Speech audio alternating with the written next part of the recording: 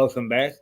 And Suzanne has not appeared from New York yet, because this hour in the morning, covering 5,000 miles, sometimes is fraught with problems, and not least of which is she has to get up at 4 o'clock in the morning. And I know how difficult I find that these days.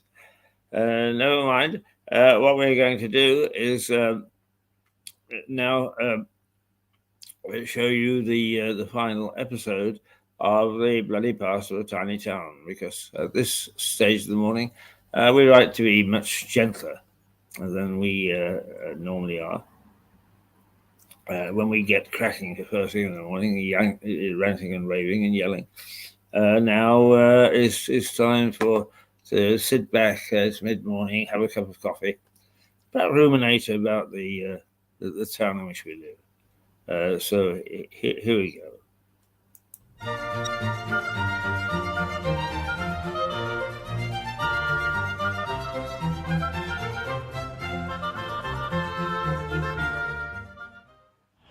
I think kissing is a very pleasurable way to start a day, and a very pleasant way to start a program.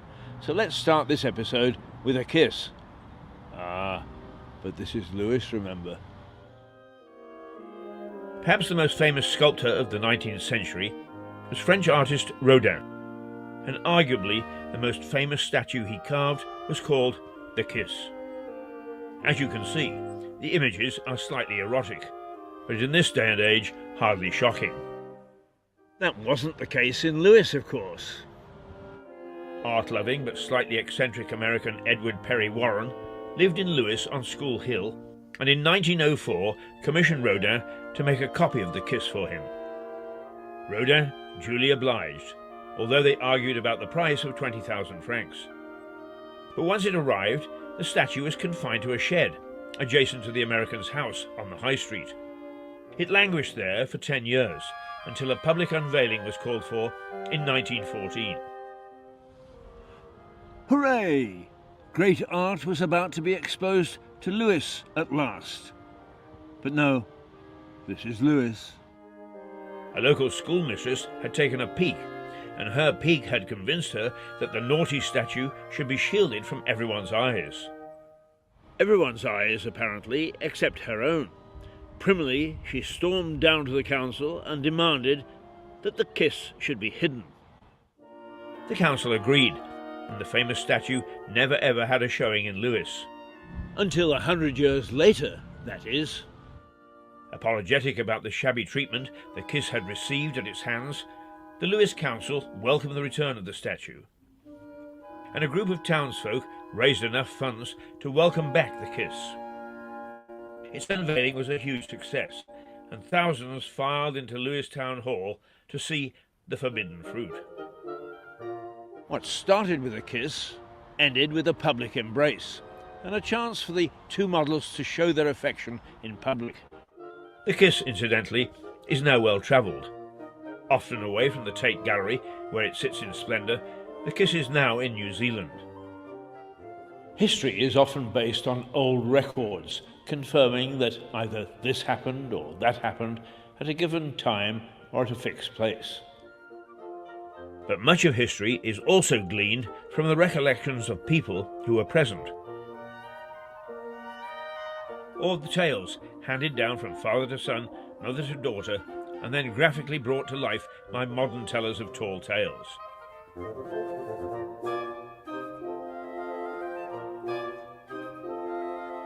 So it is with the killers of Thomas à Becket, Archbishop of Canterbury in 1170. Canterbury isn't that far from Lewis, so the story may well have some merit. The story goes that as the conspirators fled, they stopped at St. Thomas's to rest. On entering the church, they threw their cloaks on a table. The table was level and steady, but the cloaks kept slipping to the ground, no matter what the men did with them. In medieval times, cloaks falling to the ground like that were a sign of guilt. The people of Lewis saw what was happening and raised the alarm, forcing the villains to flee north. They were, of course, hunted down, and condemned to spending a long period of service in the Holy Land. True or false? It depends on who you talk to, but I am an old romantic. I prefer to think that it's true. For example, some written records say that revolutionary Tom Paine never debated his rights of man while he lived in Lewes. Try telling that to local historians. So certainly the murderers of Thomas à Becket could easily have taken refuge in the church which now bears his name. The church's history, supported by archaeology, shows it was there, or at least parts of it, in pre-Norman times, so its existence is not in doubt. Lewes was a key crossroads route at the time, and there is plenty of evidence to suggest people escaped to France down the River Ouse. So, murder most foul. Killing an archbishop is a pretty naughty thing to do. Killing one that, albeit was having a spat with his boss, was still dear to the king, was a pretty silly thing to do. Did they pass through Lewes as they tried to escape? It depends on who you talk to, but I am an old romantic. I prefer to think that it's true. The Lewes of today is considered to be a university town. Professors, administrators, lecturers, and even students live in the town, plying their trade at one of the many universities nearby. The University of Sussex, Brighton University, the Sussex Downs network of colleges are all within easy commuting distance, so Lewes is attractive. There are also top-graded schools in the area, such as Roedean, Brighton College and Bede's. But Lewes has a long and deep history in the field of education. A lady called Agnes Morley believed that young people should be given a formal education in establishments of learning. So, in 1514, she started one. It stood near to the River Winterbourne, here in Southover Park. In 1540 it became Lewes Old Grammar School. The school remained on the site until the 18th century, when it moved to its present premises on Lewes High Street, just outside the Old Town's West Gate. Lewes Old Grammar School, listed as one of the oldest, if not the oldest, school in the country. When did it all start? I think it's about 23. I think one or two venerable places like Winchester and Eton are a bit older than we are, but it started in 1512, so it is pretty ancient. I mean, it seems there was a great flood of schools suddenly started in that period. Any reason? There are a number of reasons. One is the fact that we think of the disappearance of the monasteries as specifically a Henrician thing, the dissolution, dramatic dissolution, including, of course, Lewes Priory. It was also felt to be a worthy thing to do. And of course, people at that stage, in this transition between medieval piety and the early modern period, thought that a charitable work such as providing education would be quite good for the welfare of their souls after they'd passed on.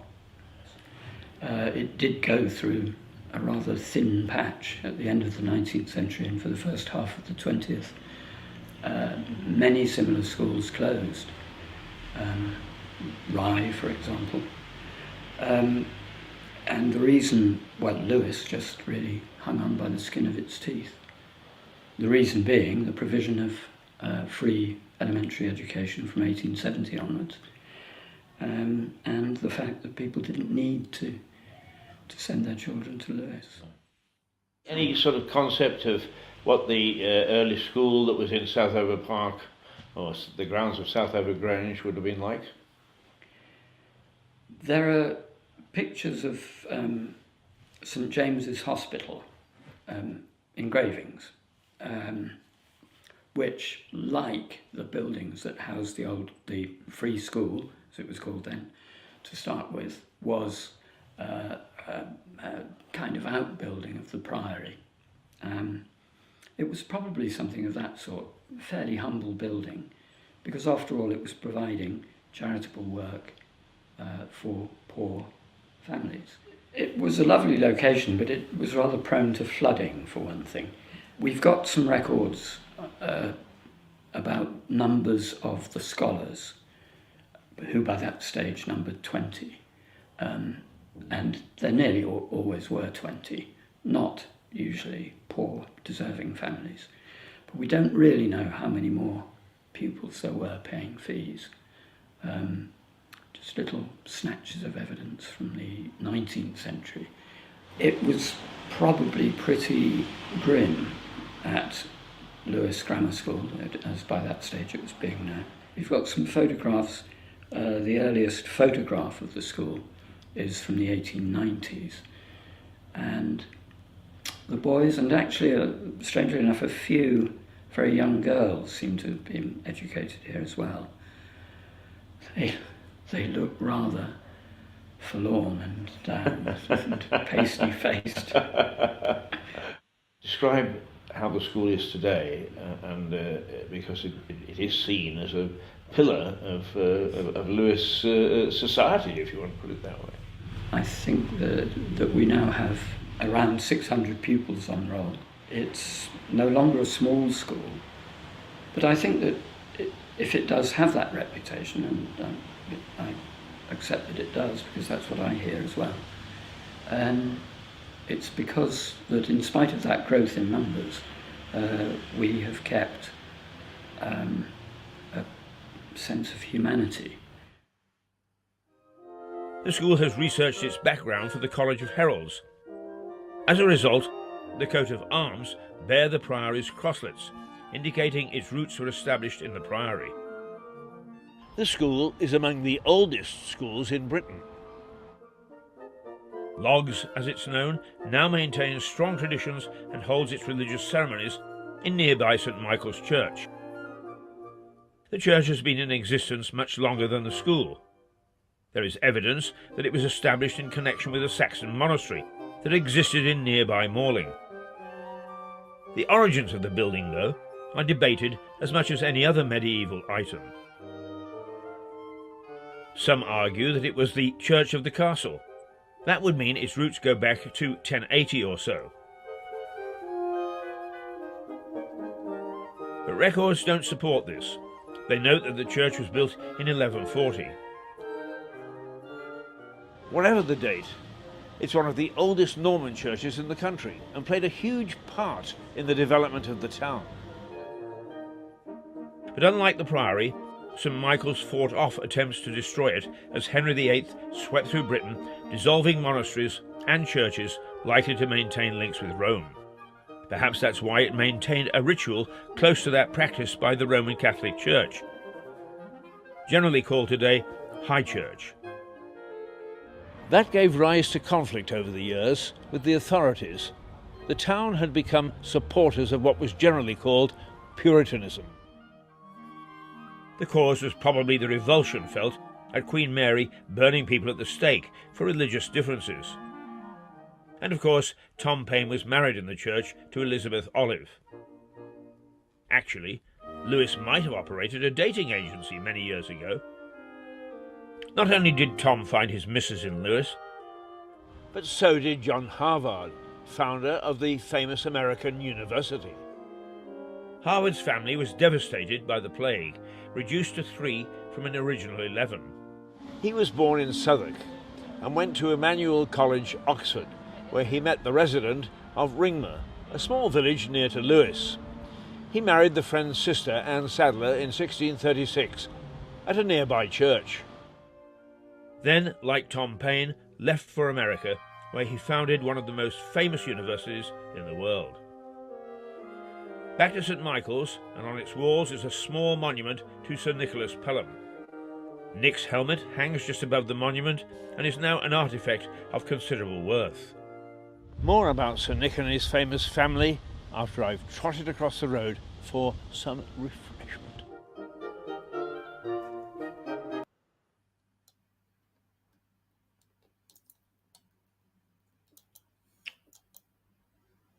Well, there we are. The first part of episode 6, and we'll play the second part tomorrow when we've sorted ourselves out.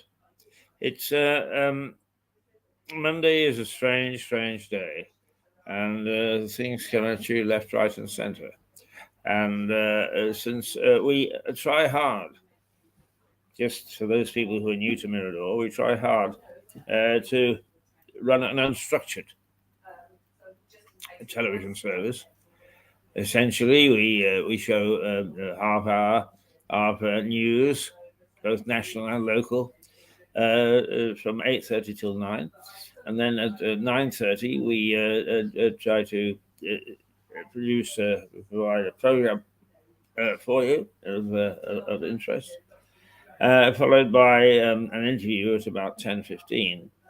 And the interview part is always the dicky part, the dicey part. And this morning it didn't work, unfortunately. But what we're going to do is to say toodle pip now. It is 10:46, and we will be back tomorrow with a whole screen of things, and we'll look forward to seeing you. To say goodbye, we'll hopefully we'll be able to find the goodbye thing, and we'll see you tomorrow morning, and look forward to it. In the meantime, those people who are interested in what we do, you can find this morning's broadcast on YouTube, LinkedIn, Facebook, Twitter, one or two more. And by all means, join us later in the day. But if you want to see us when we really cock things up live, join us tomorrow at 8:30. Till then, toodles.